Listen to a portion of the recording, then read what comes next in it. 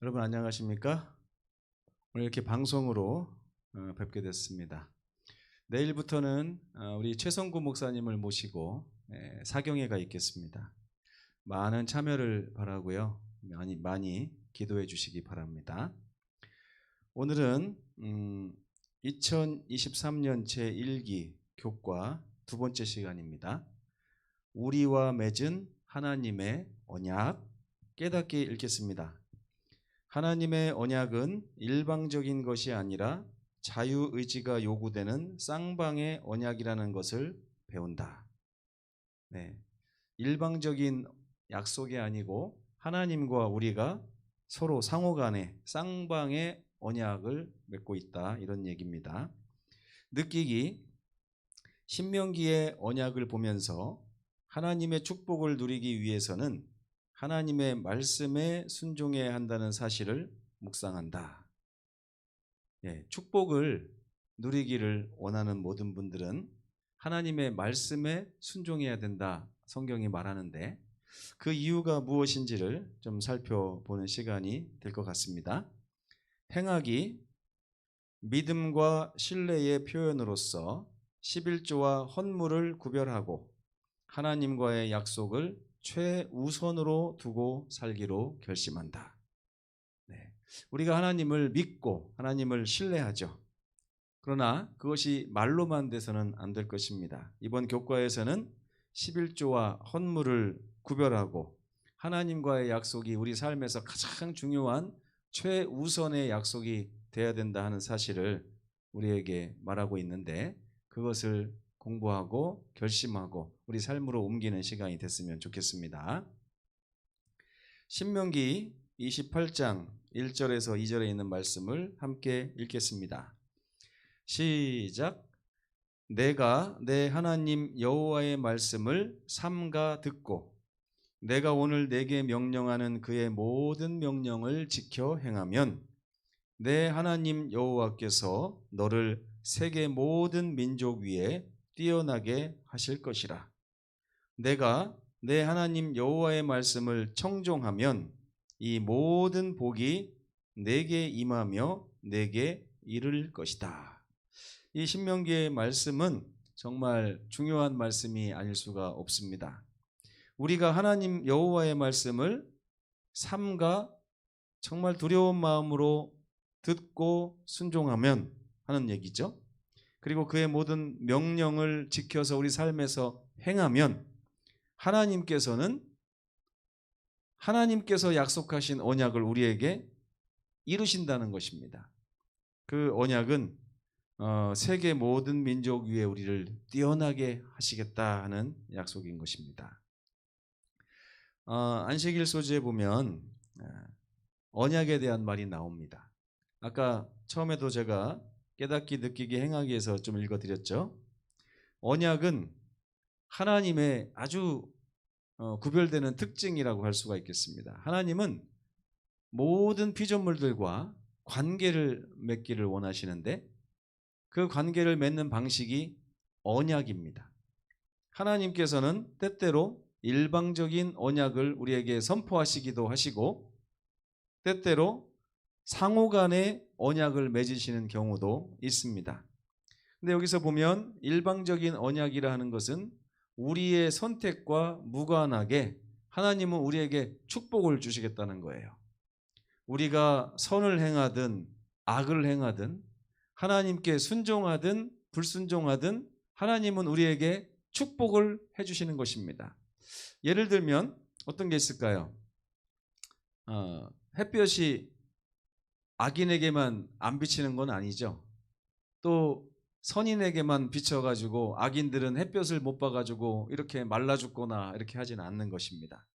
하나님은 햇볕과 또 비와 구름과 이런 모든 것들을, 또 공기와 이런 모든 것들을 우리의 순종과 불순종 여부에 상관없이 일방적으로 오늘도 우리를 기동하게 하고 살게 하시는 그런 일방적인 언약을 우리에게 베푸셨습니다. 중요한 것은 이 쌍방의 언약이라고 할 수가 있겠습니다. 이 쌍방의 언약은 무엇이냐면 하나님께서 우리에게 요구하시는 바가 있습니다.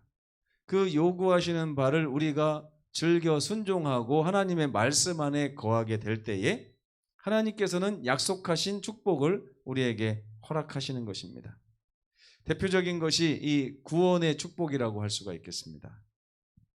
이 구원은 하나님께서 우리에게 요구하신 대로 우리가 그분을 믿고 그분을 신뢰하고 그분이 주신 선물을 받아들일 때에 우리에게 주어지는 것입니다. 어떤 분들은 만인 구원설을 이야기하기도 합니다. 예수님의 십자가는 이 세상에 존재하는 모든 사람을 완전히 구원했다고 하는 것입니다. 우리가 그것을 받아들이든 받아들이지 않든 하나님은 우리를 구원하셨다고 하는 것인데 이것은 성서적인 것이 아닙니다. 예수께서 우리 모든 인류를 위해서 십자가에서 돌아가신 것은 사실입니다. 하지만 많은 이들이 멸망과 죽음으로 이끄는 넓은 길에 서고 있다고 예수께서는 마태복음 7장에 말씀하셨습니다. 이 말은 무슨 말이냐 하면 주님께서는 우리에게 누구든지 구원을 얻을 수 있는 십자가의 은혜를 베푸셨지만 그 십자가의 은혜를 믿고 받아들임으로 하나님의 사랑을 영접하고 그분을 개인의 구주로 맞아들이는 것을 우리에게 요청하고 계신 것입니다. 이것을 예수님께서는 좁은 문이라고 그랬어요. 왜? 많은 사람들이 그 길로 가지 않기 때문에 그런 것이죠. 그러나 반대로 어떤 많은 사람들은 어떻게 해요? 하나님이 우리를 위해서 십자가를 주시고 구원을 베풀어 주셨음에도 불구하고 그 하나님의 은혜를 받아들이고 영접하기를 거절하는 것입니다. 그러니까 여기서 가만히 보면 뭘 느낄 수 있어요? 하나님은 우리에게 구원을 값없이 베푸셨지만 그 구원을 우리가 받아들일 것인지 아니면 거절할 것인지는 누구의 마음에 달려있다는 걸 알 수 있습니까? 네, 바로 저와 여러분의 마음에 달려있고 선택에 달려있다는 것을 알 수가 있습니다. 디모데후서 4장 6절을 보면 바울이 이런 말을 했습니다. 이건 어떻게 보면 이 바울의 유언과 또 같은 말인데요. 나는 선한 싸움을 싸우고 나의 달려갈 길을 마치고 믿음을 어떻게 했다고요? 끝까지 지켰으니 이제는 하나님께서 나에게 약속을 지키실 차례다. 뭐 이런 의미로 받아들일 수도 있겠습니다. 이제 후로는 나를 위하여 의의 면류관이 예비되어 있다. 이것이 바울의 유언이자 마지막 고백이었습니다. 이 바울이 바라본 이 구원은 조건적인 쌍방 언약입니다. 하나님은 사랑이시기 때문에 무조건적인 사랑을 주시고 무조건적인 구원을 베푸시는 분은 맞지만 강제로 우리의 선택의 의지와 상관없이 구원을 안겨주시는 분은 아닙니다. 왜냐하면 우리의 선택의 자유를 침해하면 우리가 사람이 아니라 로봇과 다를 바가 없기 때문에 그렇습니다. 그래서 하나님께서는 우리에게 구원을 베푸신 후에 그 구원을 우리가 선택해서 자기 것으로 삼든 아니면 거절하여 밀어내든 이것을 하나님께서는 관여하지 않으신다는 거예요. 단지 하나님 어떤 마음은 품고 계실까요? 제발 이 세상에 사는 모든 사람이 한 사람도 하나님이 베푸신 그 구원을 거절하지 않고 다 믿음으로 받아 영접하여 예수님을 구주로 삼아 영원한 낙원에 이르기를 바라시는 마음은 있으신 것입니다. 그러나 강제로 그렇게 하지는 않으신다는 것. 이것이 바로 쌍방 언약의 특징이라고 할 수가 있겠습니다. 월요일 소재에 보면 모세는 백성들이 하나님께서 그들을 위해서 가지고 계신 놀랍고 기적과도 같은 이런 축복들을 가지고 계시다는 사실을 이 백성들이 좀 알기를 바랐다는 사실을 기록하고 있습니다. 다시 한번 말씀드리면 하나님께서는 저와 여러분에게 아주 놀라운 축복을 가지고 계십니다. 아주 기적과도 같은 그런 축복을 다 준비하고 계십니다. 그래서 우리가 그것을 이해하고 하나님 우리에게 주시고자 준비하신 그것을 제가 받기를 원하오니 그 축복을 제가 기다립니다. 저에게 허락해 주십시오라고 하나님께 매달리기를 원하고 있습니다. 이러한 축복에는요 조건이 있어요. 신명기 28장 1절에 보면 좀 전에도 읽었지만 여호와의 말씀을 삼가 두렵고 떨리는 마음으로 들으라는 것입니다. 순종하라는 거예요. 근데 이 하나님의 말씀을, 하나님의 요청을, 하나님의 계명을 듣고 받아들이고 순종하는 것은 쉬운 것일까요? 어려운 것일까요? 네, 저는 살다 보니까 좀 힘든 것 같아요. 이건 어려운 일 같습니다. 어떻게 하나님이 말씀하시는 것을 온전히 다 순종할 수 있을까? 그런데 신명기 30장에 보니까 모세가 이런 말을 해요. 하나님의 말씀이 너에게로부터 아주 멀리 있는 거 아니지 않느냐?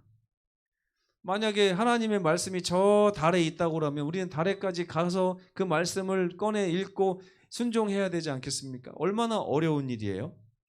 그런데 모세가 뭐라고 합니까? 오직 그 말씀은 너에게 매우 가깝게 있지 않느냐? 너의 입에도 있고 내 마음에도 있은즉 내가 이것을 행할 수 있을 것이다.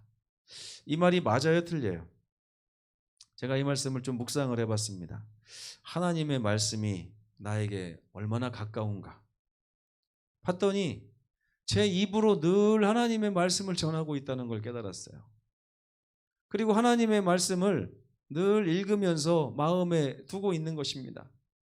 하나님의 말씀이 멀리 있는 것이 아니라 제가 가로 세로 1.5m 정도 되는 방에 갇혀 있다 할지라도 하나님의 말씀은 저와 함께 있는 것입니다.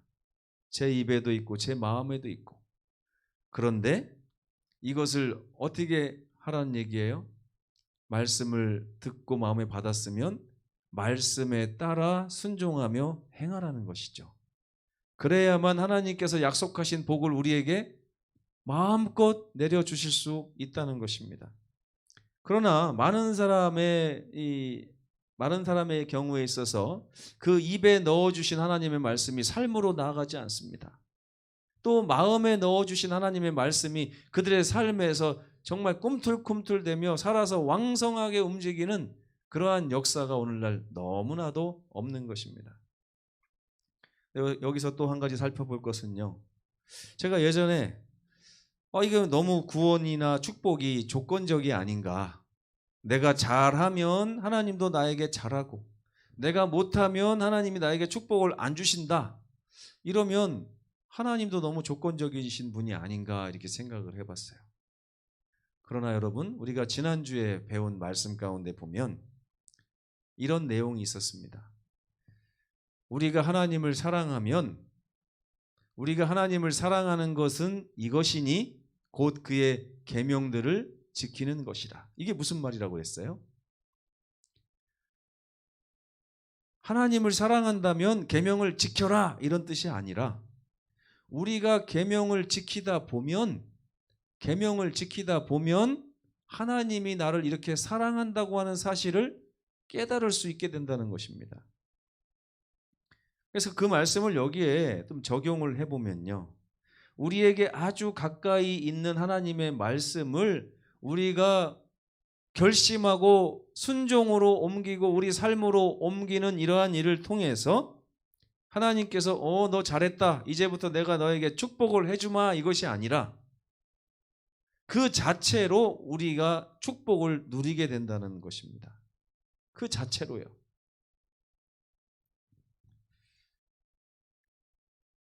아이들을 기르다 보면 아이들이 말을 잘 안 듣습니다. 참 속상해요. 저도 예전에 그랬지만 이게 어떨 때 속상한지 아십니까? 아이한테 야, 너 이쪽으로 걸어가. 그렇게 말했는데 순종하지 않으면 그게 별 큰 문제는 아니에요. 아이가 오른쪽으로 가기 싫어서 왼쪽으로 간다는데 제가 뭐라고 하겠습니까?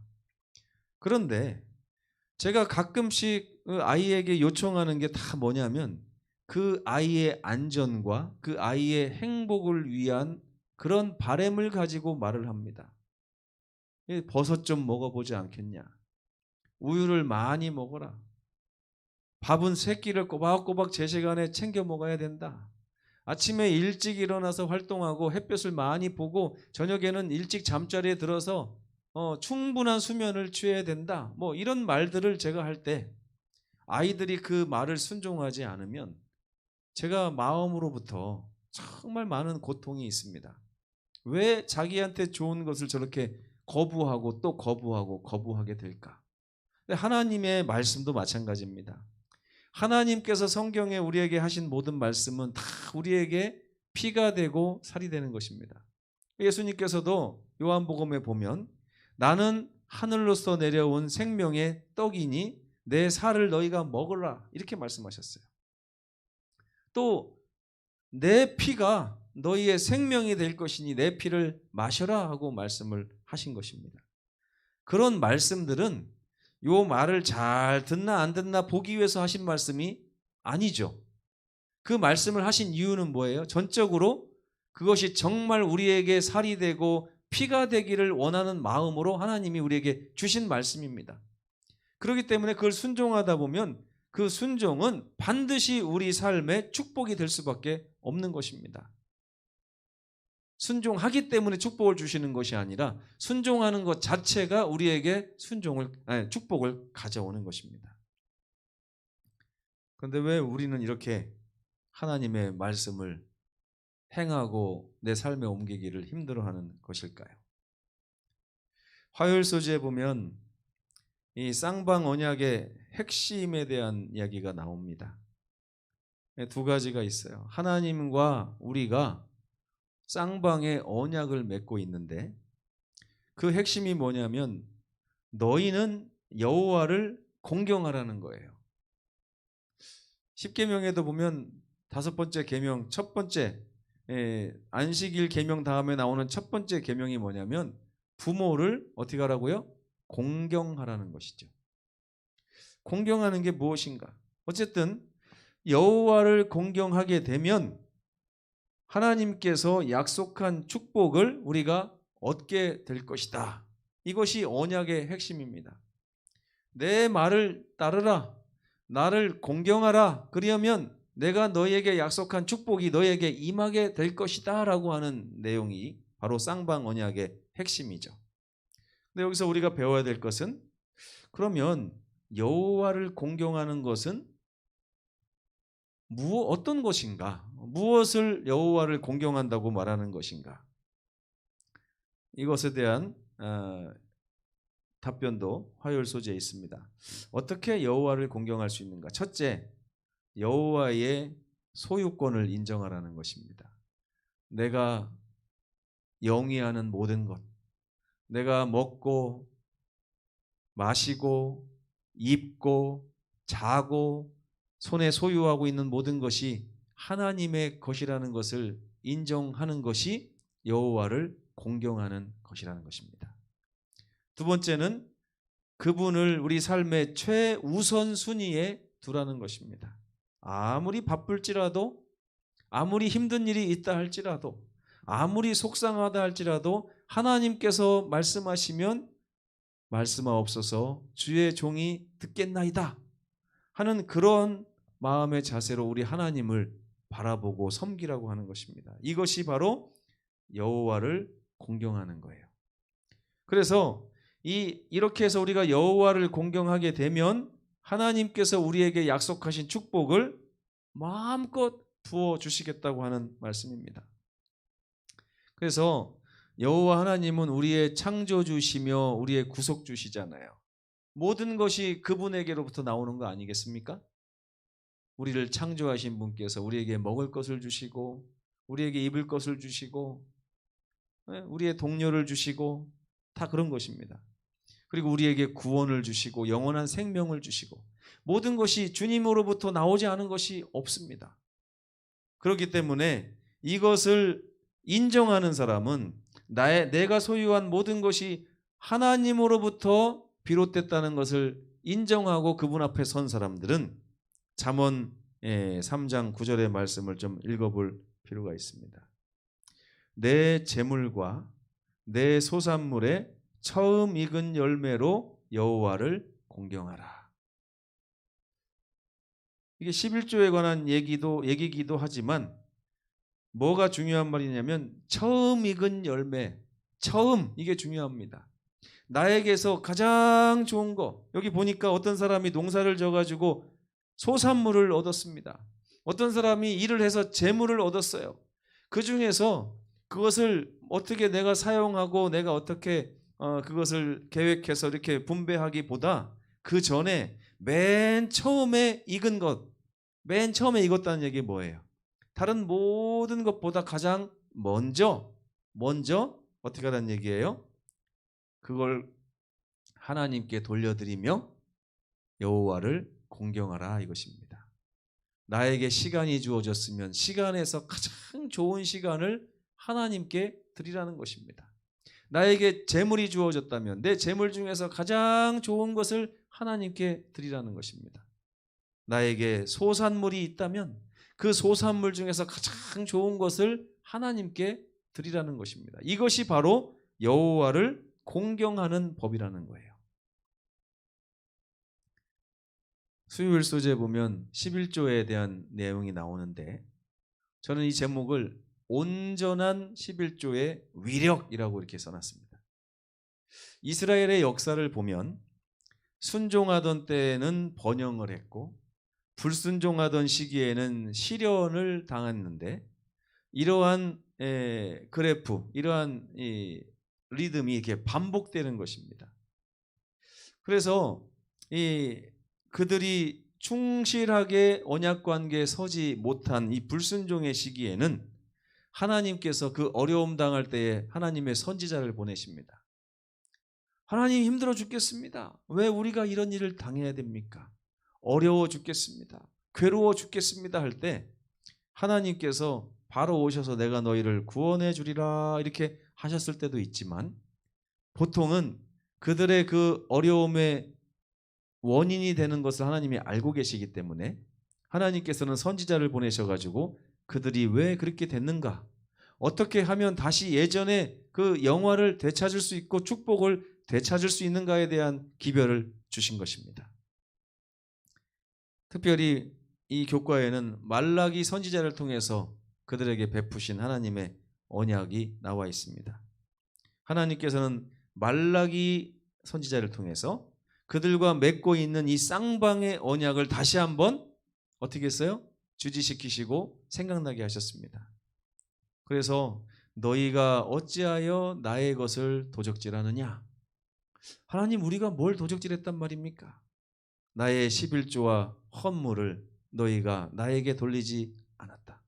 단지 돈 얘기만 하시는 것이 아니죠.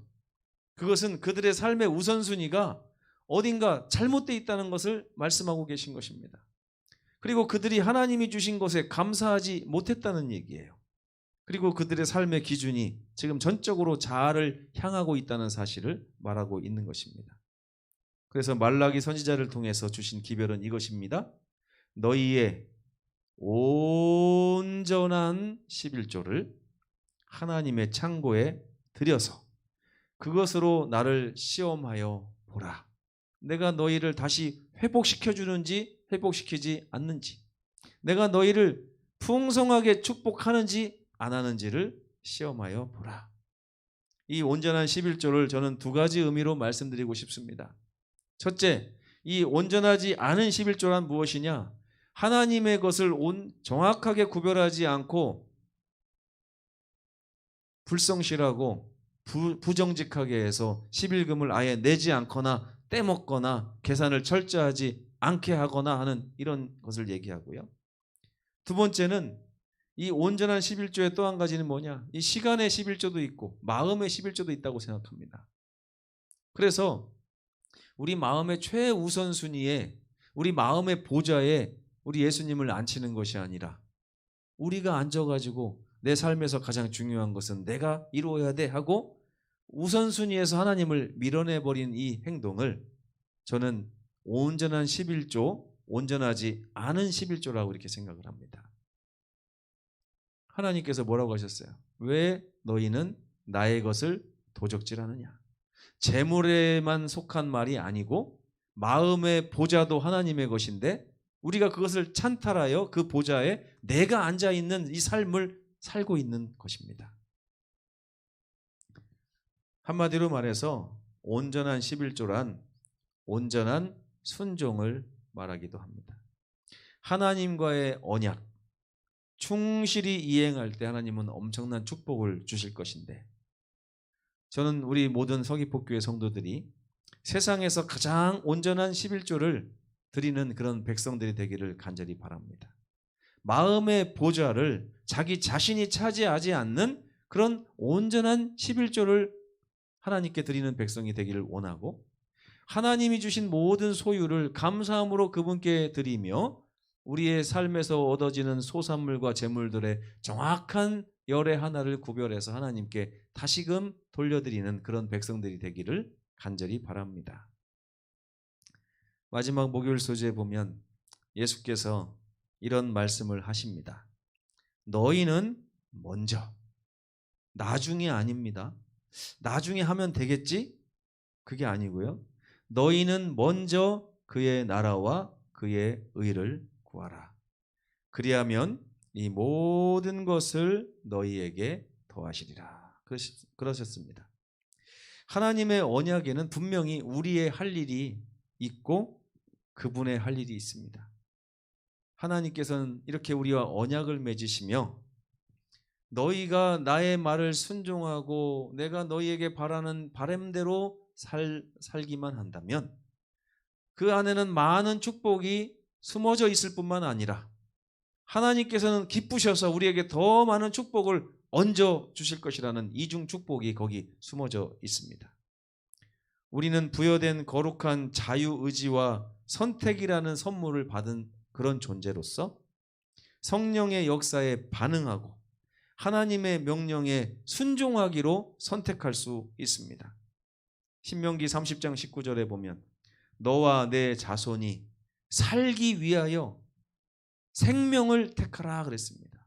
생명이신 주님의 말씀으로 돌아오고 온전한 11조의 삶을 살면서 하나님께 붙들림 받은 그런 삶을 사시는 그런 백성이 되기를 하나님이 원하시고 계신 것입니다.